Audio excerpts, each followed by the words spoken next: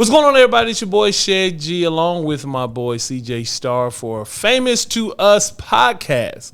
And, you know, we like to bring people on who we feel are celebrities to us, who are our personal friends. That's our little stunt right there. We're like, that's my friend. That's what we do. So, you know, CJ is touring right now. So, you know, with the scheduling, I had to be able to make this happen with this guy because this guy is always on the road, always doing so much. So we had to get him on a Tuesday, Wednesday, during the day. So what we're going to do, ladies and gentlemen, I want everybody to clap your hands right now for a personal friend of CJ and ours. His name is, what's your name? Steven Russell Harts. Everybody clap. Everybody clap your hands. This is what we're doing. We're clapping the hands. Ah, we clapping. We clapping. What's going on, brother? Man, everything's good. How you doing, man? Man, I'm blessed, man. And we're just so happy to have you here on the podcast for Famous to Us. And, man, so let's get into it. You know, we don't want to keep a whole lot of your time, but let's get straight into it. At the beginning, you know, we know you from Troop and everything that you've been doing, single projects to writing, but we're going to get all into that so people can get to know who you are. Right. Okay? Beautiful. Beginning. Okay? Let's talk about the beginning. How did you get involved with the group Troop? Started in high school, Pasadena, California. The founder of the group, Rodney Benford, I went to junior high school with him as well as high school. And in high school, you know, we used to pass each other every day. Mm-hmm. And one day he stopped me and said, "Hey, man, I'm about to be on Putting on the Hits. Me and my boys going to be putting on the hits." You said Putting on the Hits. And I didn't know. I thought Rodney was just an athlete. So when he said they was going on Putting on the Hits, I was like, to do what? Right. You know, so when I watched the show, they was doing New Edition. I was like, what? And those people don't know about Putting on the Hits. Putting on the Hits was a show like a lip sync where it was like the Apollo, like the white version of Apollo. Lip sync competition. There it is. Yeah. All right. And that's how I got started. A producer by the name of Greg Perret saw the show and wanted to know if they could really sing, but they really wasn't a singing group. Mm-hmm. And that's when Rodney was like, "Hey, man," you know, a couple weeks after that, you know, he's like, "Hey, man, a producer saw the show and wanted to know if we can sing, man. You need to talk to my mom," you know. Mm-hmm. And I had just told my mom that I didn't think I wanted to go to college playing football because my high school football coach had kind of pissed me off, called me a songbird or something. He tried to clown me, you know. Right. So anyway, I had just told my mom I didn't want to go to college playing football. So it was just, you know, divine timing. You know, and that's how it started. And it started. So then how did you know? Like, I know all the members of the group. When did y'all, like, you know, you was in the game, y'all practicing, doing what you do. How did y'all know that y'all were good? You know what I mean? Because you'll get a group. Everybody, I was in the singing group, but we wasn't good. You know what I mean? Big shout out to Chemistry. That was my group. Everybody, I'm clapping for Chemistry. I'm clapping for Chemistry. Right. Yeah. My cousin, he's a car salesman. Another one he work out. So we didn't make it in the music industry. So how did you know that y'all were good? Well, the way Rodney and his group, the way they danced, I knew that they had, you know, it factor as far as dance, you know, they could dance. Mm-hmm.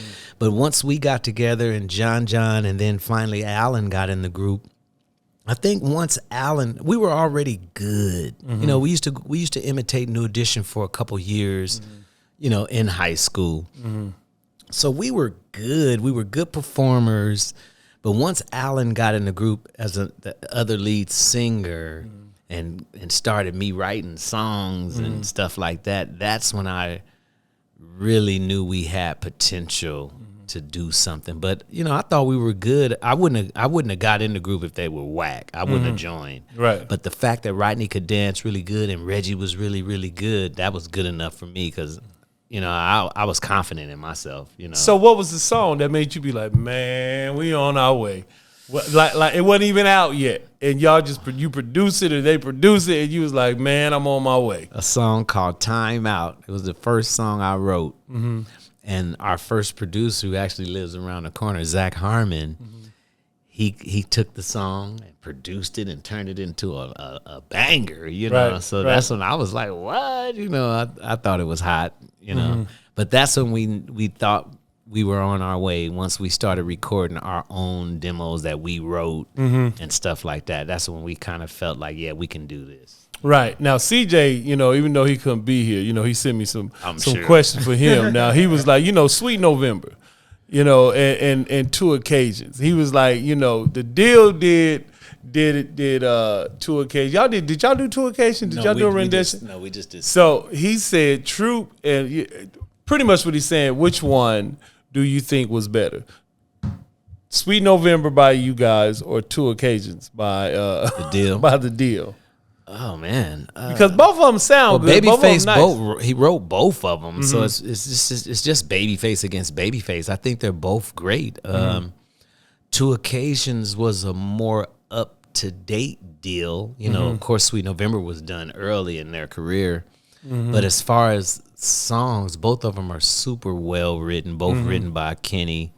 I don't know. I like both of them. Sweet November is a favorite of mine. See, I think that was in CJ's wedding and all that stuff. Sweet so, November. Yeah, man, remember that's we was a good golfing. He was song, like, man, Sweet November. When he saw you, he's man, I'm asking about Sweet November.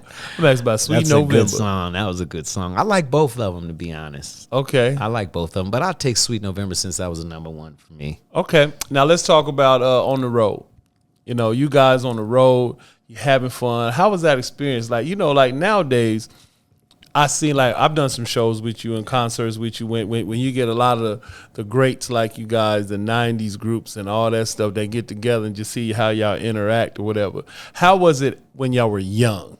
Like, how was linking up when y'all were young? Did y'all have like a sing-off sometimes when you see anybody like, Ralph, get over here now, we gonna sing up, you know what I mean? Did y'all have like the battles, like the 5 Heartbeats against Flash? Nah, we didn't do that, but we gained a lot of friends. Everybody that we admired, everybody that we thought was good and great, end up liking us. You know, thought the same of us. So that was the most exciting thing about touring and meeting other acts, especially like New Edition, which those were our idols. We wanted to be like New Edition. So it was cool to see that you had some influence on the people that influenced you. I thought that was awesome. You know what I mean? Now, CJ wanted to know who had the wettest curl out the group. That's a CJ Star question. Who had the wettest curl out of the Wettest? group? Yeah, because Mamacita, y'all both turned y'all head in a part of the video. No, it wasn't wet. It was just long. It was long. Yeah, it was just long. We wasn't super juicy with it, but, you know. My curls was always silky. Yeah. Mine was always on point. Right, y'all. You had that one that was right there in the middle. That could have been a bang, but it wasn't a bang. Yeah, it was called a mic. A mic. There it is. That was it right there. Now you know how you get there and you start writing. Let's talk about that. The group and you know, considered one of the best, one of the favorites of the '90s. Now you're starting to writing. Tell us about your writing process, like when you start really writing for others. When I started writing for others, I was still in Troop. Troop hadn't went gold yet. I was working on some music in the studio, of course, and the Whispers happened to be in a studio in the same building on the same floor. And Scotty and Walter walked past my room a couple times, and I noticed them, but I was like, "Dang, I ain't gonna say nothing." I know that mustache. I love them. I know that mustache. You know, I grew up on them, so Right. of course I knew it was them. And then the next thing I know, Scotty came through and said, "Hey, can I come back real quick with the other guys?" And he went and got Nicholas and his brother, and they all came in, and he was like, "Play that you working on," and I played the beat. And he looked over at his other group members like, huh? Right. And he was like, who is that for? I said, I'm just working on music. I said, it's yours. Right. And it was just as simple as that. And it ended up being a song called Big Misunderstanding, and that was my first gold album. Wow. In this business. Wow. From that situation. Wow. And I'm gonna tell you this: one of my favorite songs is it's a bond with me and my Uncle Popcorn. My Uncle Popcorn loved the Whispers. You couldn't tell him nothing about the Whispers. He played Junior. all of them. Toast to the Ladies, like more than night. Like he knew everything. And the bomb we got was when we was in the car. I don't know if I ever told you this. We in the car driving, and I had a comma gear. See, some people don't know what a comma. That's a stick shift with no clutch, you know. And we're driving, and I was playing your album, and I don't know what song it is. When I think of you, I feel you. Oh, wow. Man, he was like, these young boys, they all right. But then when what's his name said, boy, he lost it. He said, play that back. They're my boys. And then from then on funny. Is where, you know, he loved y'all. Oh, okay. That's dope. Once he heard that was his album. Hey man, go on, young, give me that tape. Go on, slide me that cassette tape. You know what I mean? Yeah, that's awesome. awesome. Now let's talk about your number ones. You know what I mean? Some people don't even know that you wrote a lot of great hits. Yeah. Tell us some of the people whose songs and what songs it was that you wrote. Eventually I joined a writing production team called the Underdogs and became one of their primary writers there. And my first Grammy was with a song called a song on Jennifer Hudson called Invisible. Your first what? My first Grammy. See, I'm making sure people didn't go over that. As I said it, because you said it like, it's just a Grammy. No, you got a Grammy. Your first Grammy was what? My first Grammy was with Jennifer Hudson. We had a deal with Clive Davis, so all of the winners and runner-ups on American Idol. American Idol. We produced all of them. So I produced Ruben Studdard, Elliot Yamin, I love Elliot. Catherine McPhee, David Archuleta, all from American Idol. Right. And aside of that, I've had number ones on Tyrese, Charlie Wilson. Man. I got my second Grammy with Chris Brown. Chris Breezy. Take You Down was one of my biggest records. Boy, that boy had his. Boy, that's when he's mess everybody back up because they used to try to do that dance and they fall. Man. That roll that he was doing. He was the Bobby Brown. He was like Sierra without the wall. That's what he was doing and giving them hell with it. Man, killing it. So then let me ask you this: you in the game. Everybody wants to see a Usher versus Chris Brown versus. Who do you got? I love them both. Both of them are offsprings of Bobby Brown. Both of them are Bobby Brown's children, to be honest. You know, they have the Michael influence, but I can't give it to Mike. I have to give it to Bobby Brown because that's where they come from in my eye.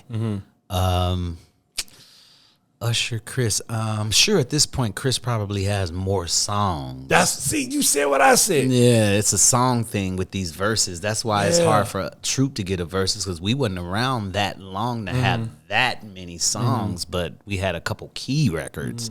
But between Chris and Usher, I don't know. Usher was awesome in his day. Super awesome, but you know Chris Brown is really, really awesome right now on a whole nother level. He's taking it, you know, to a whole nother level. So see, I'm gonna tell you right now. See, you've been politically correct. I'm gonna tell it like a T.I. is. Yeah, it's tough. Usher, I think Usher will win because Usher would win it. But I'm gonna tell you why.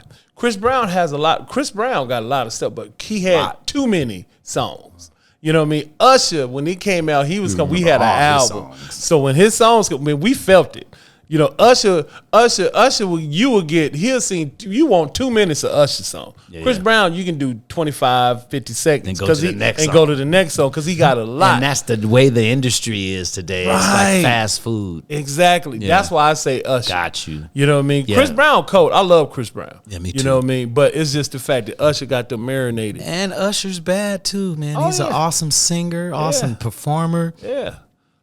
And he's had some bangers. Exactly. And we listen to him all the time. It's pretty tough to say, man. You know, I wouldn't choose between. I would just enjoy it. Yeah. You know, I wouldn't be looking for a winner because they're different.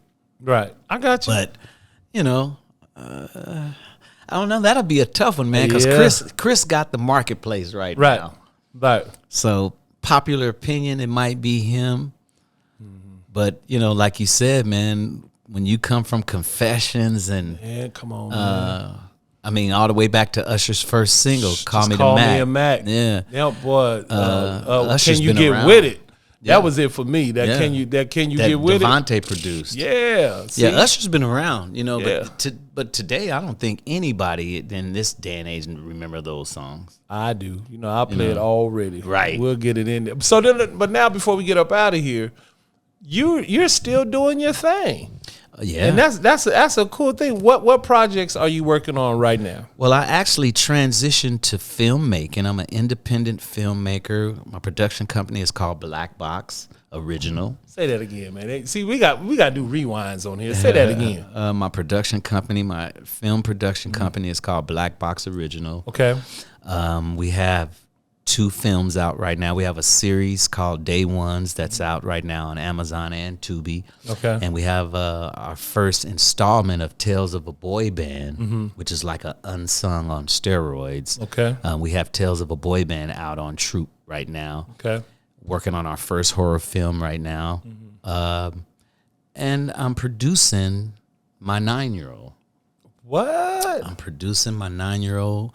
He's been walking around singing for a long time. And, I've been in the music business so long. And, I have older kids, too. And I never wanted to force the music business on my kids. Right. Because I chose it. Right.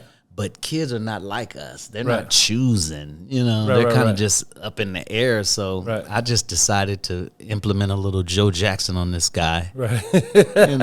He's gonna sing. He gonna sing. At least he's gonna make this first record Right. at 9 years old. He's Right. gonna make this first album and see dope. what happens with it. But yeah, I'm still writing, still producing, but Right. I get a wonderful kick out of the independent film. It's so much that I don't know that I'm excited to work in ignorance. I'm excited to Right. shoot, Right. learn. Now, and that's the thing. You've done all this without classes or anything. classes You just whatsoever. watched YouTubes and you went in there and said, you know what, I can do this. Well, I've always been a film movie buff, right?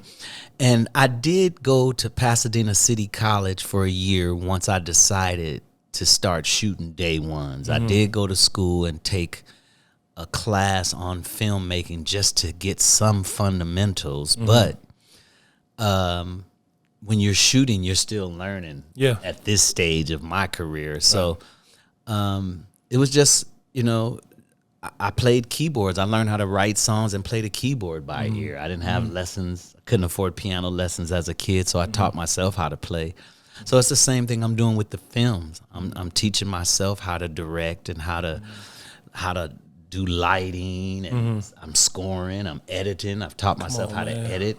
Come on, man. So I'm That's dope. I'm like the early Spike Lee right now. I'm doing it all myself. Right. No complaints. You know, just how it is, but I love it. Well, man, we appreciate you being on Famous to Us with Shay G and CJ Star, man. We really appreciate it. Glad to if be people here. want to follow you on any social media or whatever, where can they follow you? You can follow me on Instagram at Stephen Russell Harts. That's HARTSS. Or Steve He Rich on Instagram, and Facebook Stephen Russell Harts. That's basically it. I'm an Instagram head. Or TikTok, same thing, Stephen Russell Harts. Okay, well, thank you so much, man, for being on the show. Thank you for having We're going to go right back over to the Famous to Us podcast. Yeah.